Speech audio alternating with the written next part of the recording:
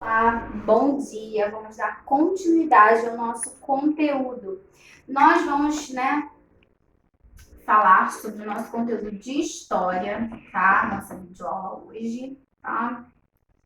Começa então lá na página 35 e vai até a página que depois eu vou colocar aqui para vocês, tá? Então nós vamos falar, tá? De um sistema adotado, tá? Pelo rei de Portugal, mandado para o Brasil, por quê? Ele tentou primeiro esse método das capitanias hereditárias, né? Que dividiu o território, deu cada um para um, como o território era muito grande, aí não deu muito certo. Então, eles adotaram, né, esse sistema de governo geral. Vamos, né, aos poucos, entender o que foi o governo geral e quem foram os governadores gerais, tá? As capitanias não deram certo, as capitanias fracassaram. O rei de Portugal decidiu criar uma nova forma de governo. Então, lá em 1548, né, ele criou esse sistema de governo geral, tá? Então, a gente vai entender um pouquinho. Essa era a única forma de centralizar o poder da colônia.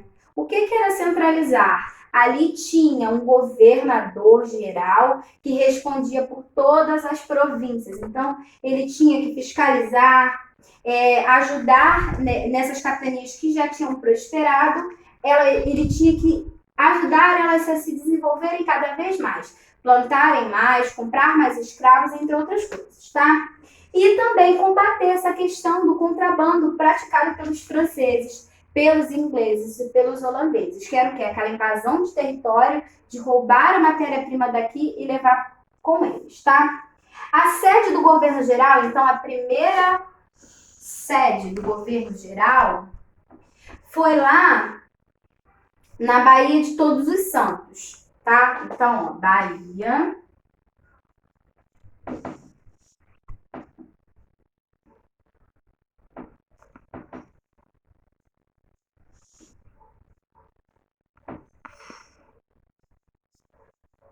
Todos os Santos, tá? O primeiro governador geral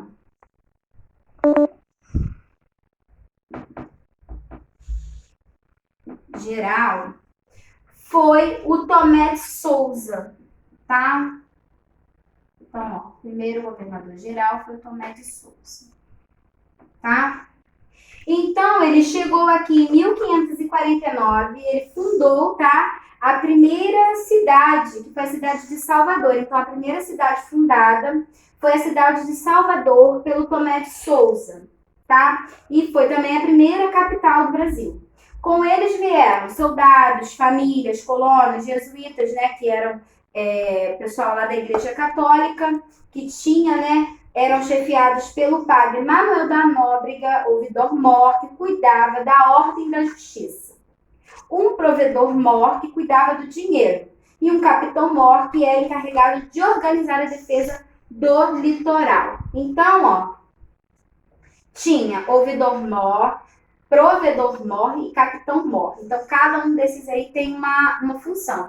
Vocês podem, quem tem marca-texto em casa, pode destacar a função desses carinhas aí. Tomé de Souza ficou como governador geral de 1549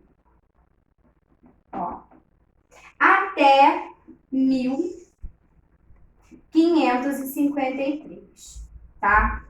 Então, ele ficou daqui até aqui, tá bom?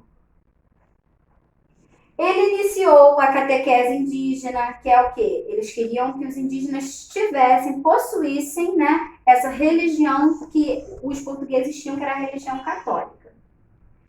E criou o primeiro bispado do Brasil, tá? Que foi o quê? Formação de bispos, tá? Dom Pedro Fernandes Sardinha foi o primeiro bispo aqui do Brasil. Também foi responsável por incentivar as entradas. Entradas e bandeiras são aquelas expedições, tá? Então, lá na frente a gente vai estudar mais um pouquinho, mas as entradas foram aquelas expedições para exploração do território, tá? Expedições que procuraram capturar índios e buscar minérios no interior, né? Era essa questão aí de arrumar mão de obra. e trabalhou na fortificação do litoral, influenciou a agricultura e a pecuária. Então, Tomé de Souza, como governador-geral, ele foi muito importante, tá? Duarte da Costa, então, foi o segundo governador geral. Então, aqui eu tenho o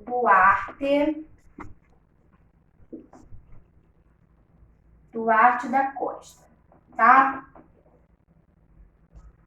Ele chegou no Brasil, tá? Em 1553, tá bom? Ficou no lugar de Tomé de Souza e ele trouxe seu filho, tá? Dom Álvaro da Costa e alguns jesuítas. Entre eles encontrava-se José de Anchieta. Então, ó, um fato bem complicado dessa situação. Teve dificuldade no trabalho da agricultura e na criação de gado, pois não tinha mão de obra suficiente. Então, eles não tinham quem trabalhasse, eles tinham tudo para dar certo, mas não tinha quem trabalhasse. Então, foi nessa época que começou essa questão aí da escravidão, que eles tiveram que arrumar, né, mão de obra para estar trabalhando aqui no Brasil, tá? Então, ó, seu filho Dom Álvaro da Costa passou, então, a escravizar indígenas para que trabalhassem na agricultura, na pecuária, gerando desentendimento com o bispo Pero Fernandes, que não concordava com suas atitudes, até mesmo porque, se o bispo ele catequizava os índios, ele tinha uma certa amizade, uma proximidade, então ele não achava interessante, porque quando os portugueses chegaram aqui, eles já encontraram os indígenas no território, então eles não tinham por que escravizar quem já morava naquela terra, tá? Então, ó, o bispo foi chamado a Portugal para explicar o que estava acontecendo na colônia, mas seu navio naufragou e todos foram devorados por indígenas canibais do litoral de Alagoas. Fato importante seria, hein? Outro problema enfrentado por Duarte da Costa foram as invasões, tá, dos franceses no Rio de Janeiro, onde eles fundaram o povoado, tá? E a Confederação dos Tamoios, movimento organizado pelos índios contra os portugueses. Então, os índios, eles levantaram uma bandeira contra os portugueses porque eles não queriam ser escravizados. Então, Duarte da Costa teve vários problemas. Mão de obra, conflitos, invasões, problemas, né, com o bispo que não concordava a escravização dos indígenas.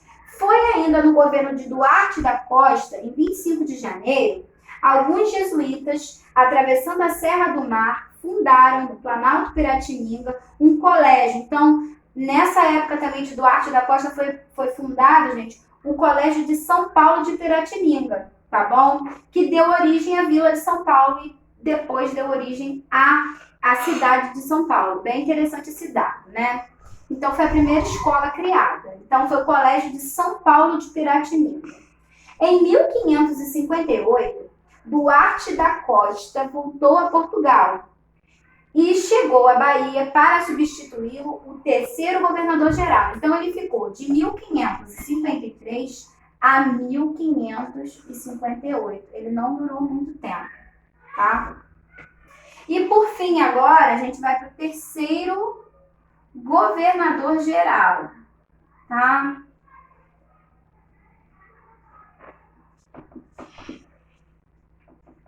Que foi um cara interessantíssimo, tá?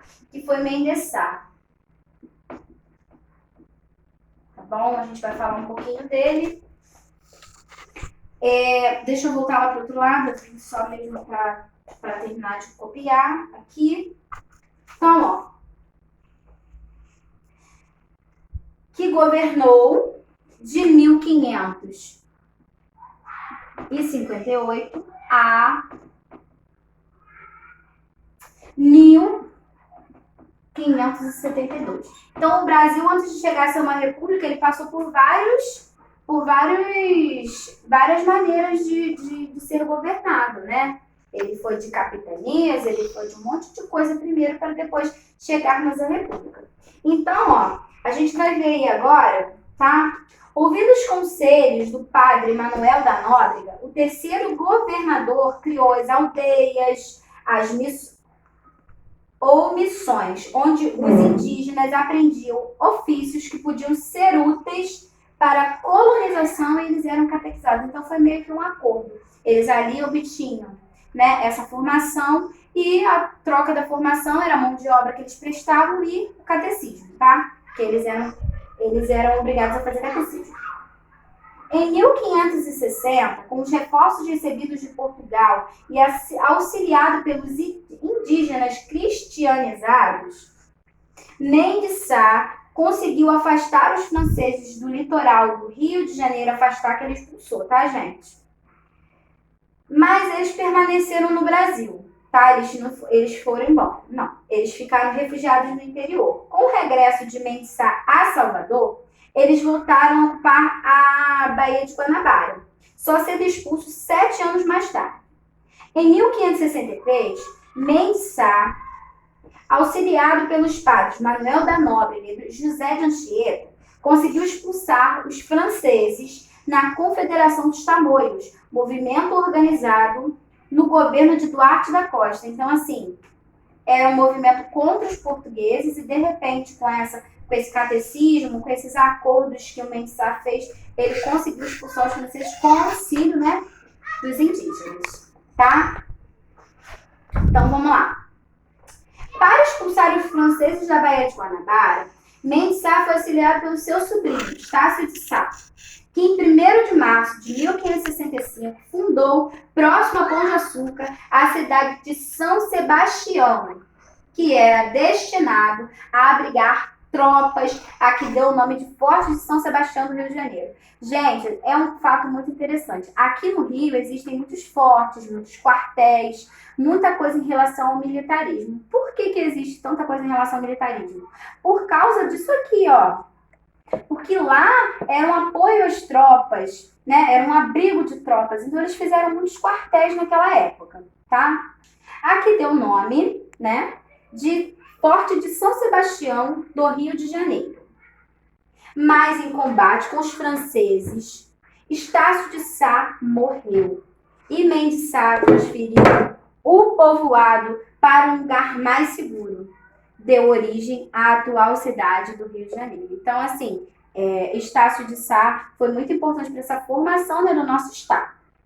Então, vamos lá. Aí tem alguns fatos históricos que nós vamos ler.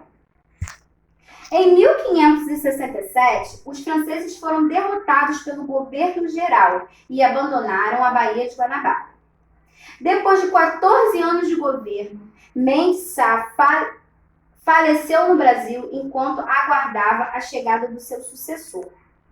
Em 1572, entretanto, Dom Sebastião, rei de Portugal, dividiu o Brasil em 2 governos, o governo do Norte e o governo do Sul. O governo do Norte teve por sede a cidade de Salvador e foi governado de 1573 a 1578 por Luís de Brito Almeida. O governo do Sul teve por sede a cidade do Rio de Janeiro, sob o governo de Antônio de Salema, que governou de 1574 a 1578. E por assim nós vamos montando a história e vamos entendendo um pouco mais a cada vez que a gente vai falando de cada matéria. Porque a história, ela não foi feita para a gente entender o passado, ela foi feita para nós entendermos o presente, compreendendo tudo que já aconteceu no passado, para que nós chegássemos ao ponto que vivemos hoje, tá? Para viver uma república, o Brasil já foi reinado, entendeu?